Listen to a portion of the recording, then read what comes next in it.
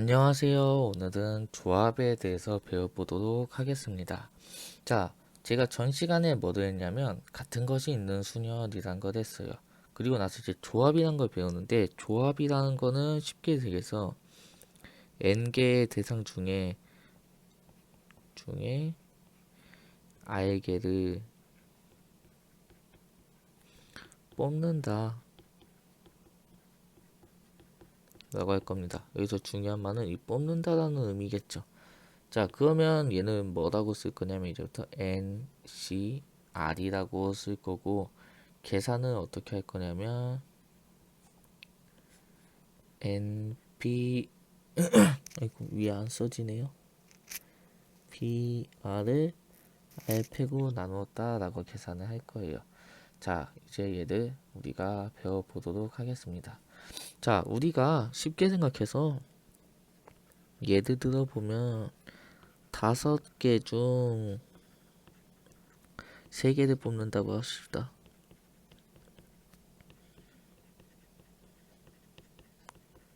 그러면 얘는 5C3이라는 거고 5C3은 5P3을 3 빼고 나눈다고 할 수 있겠죠. 그러니까 얘는 3, 2, 1을 5, 4, 3이 되니까 10이다 라고 계산을 할 겁니다. 자, 그럼 얘를 이렇게 받아들이면 안 되겠죠. 우리는 이해를 해야 됩니다. 자, 그래서 이해를 한번 해봅시다. 5개 중에 3개가 있다니까 그 5개가 A, B, C, D, E라고 해볼 거예요. 자, 그러면 이 중에 3개를 뽑는데요. 그러면 우리는 A 뽑고, B 뽑고, C 뽑고, D랑 E를 안 뽑는 경우도 있겠죠. 또 A를 뽑고, B를 뽑고, C를 안 뽑고, D를 안 뽑고, E 뽑는 것도 있겠죠. 마찬가지로 A도 안 뽑고, B도 안 뽑고, C랑 D랑 E를 뽑는 경우가 있을 거예요. 이해가 되시죠? 자, 그럼 얘네가 뭐를 의미하냐라고 보면은 앞에서 배운 같은 것이 있는 순열이라고요. O 3개랑 X 2개를 나열을 할 겁니다. 그래서 그 나열된 순서대로 A, B, C, A, B, C, D, E라고 한다면 첫 번째 경우에는 A, B, C가 뽑혔고 두 번째 경우에는 A, B, E가 뽑혔고 세 번째 경우에는 C, D, E가 뽑혔다라고 생각해 주면 되겠죠. 그래서 얘는 우리가 5팩을 3팩, 2팩이다 라고 생각을 해주면 괜찮겠죠. 이해가 되시죠? 근데 우리가 이제 와서 보니까 이 5팩을 2팩으로 나눈 게 뭐라고 했냐면 5P2라고 했어요. 그리고 걔를 5P3이라고 했죠. 5P3이라 했고 3팩으로 나눴다 라고 생각해주면 훨씬 이해가 잘 되겠죠. 그래서 조합이라는 거는 무슨 얘기냐면 크게 보면은 같은 것이 있는 순열이에요. 근데 그 대상이 뭐냐면 뽑히냐 안 뽑히냐를 가지고 우리가 나열했다라고 생각하자라는 겁니다. 이해가 되시죠? 자, 그러면 우리가 여기서 좋은 성질 하나가 나오는데 자, 성질을 보면 자, 우리가 5개 중에 3개를 뽑았어요. A, B, C라고. 이거 반대로 생각하면 5개 중에 뽑히지 않을 2개를 뽑았다라고 생각해도 되겠죠. 이해가 되시나요? 우리가 5개 중 3개를 뽑는다.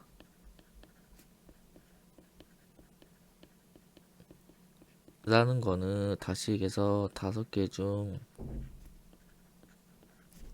선택되지 하지 않을 2개를 뽑는다.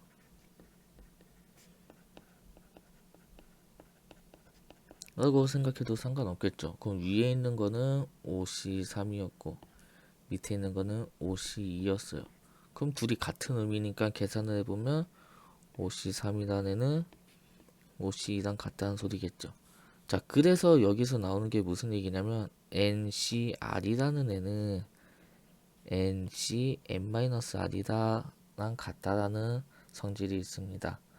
자, 이거는 증명은 그냥 이걸 가지고 계산을 해주시면 돼요.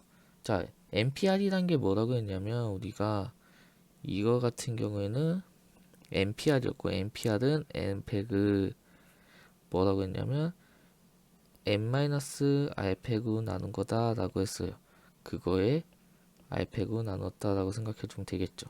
얘 같은 경우에는 n팩을 np n-r이잖아요. 그러면 얘는 r팩으로 나눈 거고 원래 n-r팩이 있으니까 둘이 같겠죠. 그래서 얘네도 같다. 이런 식으로 그냥 받아들이면 되는데 저는 이거를 개인적으로 공식화해서 이렇게 외우는 것보다는 말로 이해하는 게 더 좋다라고 생각해요. 이런 식으로. 그래서 우리는 이렇게 받아들이면 되겠습니다.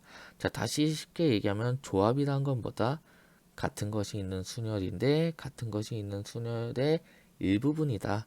대상을 뽑는다 안 뽑는다 이렇게 두 개로만 본 순열이다 라고 생각하자는 겁니다. 자, 그러면 이제 대표적인 문제 유형이 뭐가 나오냐면 함수 만들기가 나와요. 자, 제가 함수 만들기 하면은 크게 세 가지로 우리가 배울 거다라고 했는데 저번에 우리가 그냥 순수하게 함수의 개수 만드는 방법이라 해서 중복순열에 대해서 배워봤습니다. 이번엔 그 두 번째예요. 자, 조건이 뭐냐면 자, 쉽게 생각해 봅시다.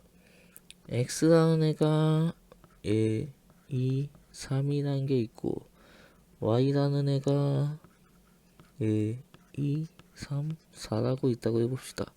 근데 x1이랑 x2가 x의 원소일 때 x1이 x2보다 작대요.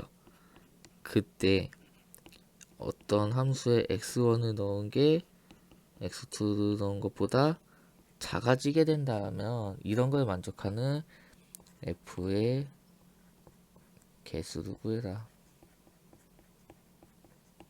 물론 f는 x에서 y로 가는 애겠죠. 자, 이런 애를 구하라라는 문제가 있고 마찬가지로 얘가 반대로 가는 경우도 있어요. 근데 이게 무슨 함수냐면 이렇게 되는 애는 우리가 증가함수라고 배웠고 1학년 때 그렇게 배웠죠. 이렇게 되는 애는 감소함수라고 했습니다. 다시 해서 증가함수랑 감소함수가 되는 함수의 개수를 찾아라 라는 겁니다. 자, 그러면 우리가 생각을 해봅시다. 얘를 어떻게 할 거냐.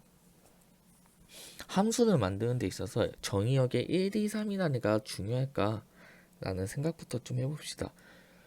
자, 우리는 저 조건을 만족하는 함수의 개수만 알면 돼요. 그쵸? 그러면 우리가 x1, x2 이런 걸 넣을 거지만 결국엔 중요한 게 뭐다? 그걸 넣은 치역 y 값이 더 저는 순서가 있어야 된다라는 겁니다. 자, 그러면 저는 이렇게 생각을 해보고 싶어요. 얘를 y의 원소 중에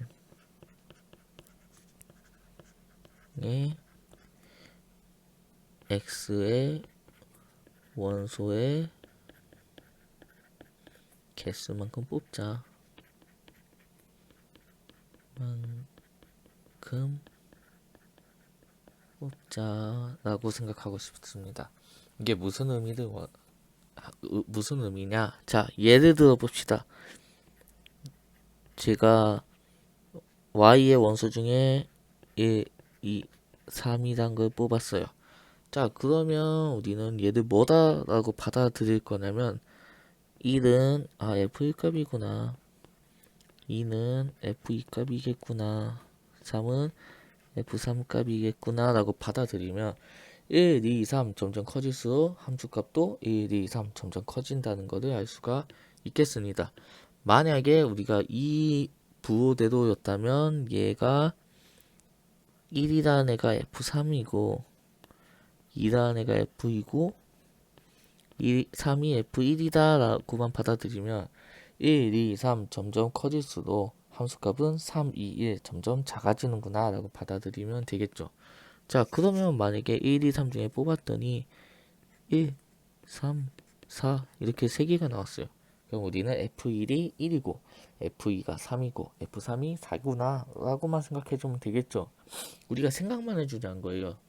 우리가 여기 써져 있는 1, 2, 3이라는 애는 상징적인 애고 자기 자신이 좀 어떤 형태가 돼 있는지, 자기는 어떤 건지, 얘네는 숫자들은 모른다는 거예요. 우리가 이 숫자들한테 이렇게 첫 번째, 두 번째, 세 번째, 1, 2, 3 이런 식으로 부여해 주는 거는 우리 자신이라는 겁니다. 그러면 우리가 처음부터 그거에 맞게끔 뽑아만 준다면, 만약에 2, 3, 4 뽑았어요. 그러면 F1은 2, F2는 3, F3은 4구나 라고 생각만 해주면 되겠죠. 이해가 되시죠? 그러기 때문에 우리는 얘는 4C 3개만큼 있겠구나 라고 생각을 할 수가 있습니다. 이게 무슨 얘기냐? 이 얘기예요. Y의 원소 중에 X의 원소의 개수만큼 그냥 뽑기만 한다면, 뽑고 나서 우리는 의미만 부여해주자. 우리가 Y의 원소에서 뽑은 이 1이라는 애를 가장 큰 X의 정의역에 있는 가장 큰 원소랑 대응되는지, 아니면 가장 작은 애랑 대응되는지만 받아들여주면 된다라는 소리입니다. 자, 그래서 우리가 이렇게 증가함수일 때, 감소함수일 때 만족하는 함수의 개수 찾는 방법에 대해서 했습니다. 얘를 제가 공식화는 잘 안 시키는데, 만약에 한다면 y의 개수가 있겠죠. 이거 n 표시하면 개수였죠. y의 개수에서 우리는 x의 개수만큼 뽑아주자 라고 받아들여주기만 하면은 되겠습니다. 자, 그래서 이렇게 조합에 대해서 간단하게 알아봤어요. 이거 말고도 다양하게 응용될 수 있는데, 이런 식으로 함수 만들기가 되면은 이제 많이 적용시키는데 어렵더라고요. 제가 얘기한 이런 생각들을 해야 되기 때문에. 그래서 한번 얘를 예시로 얘기해 봤습니다. 다들 고생하셨습니다.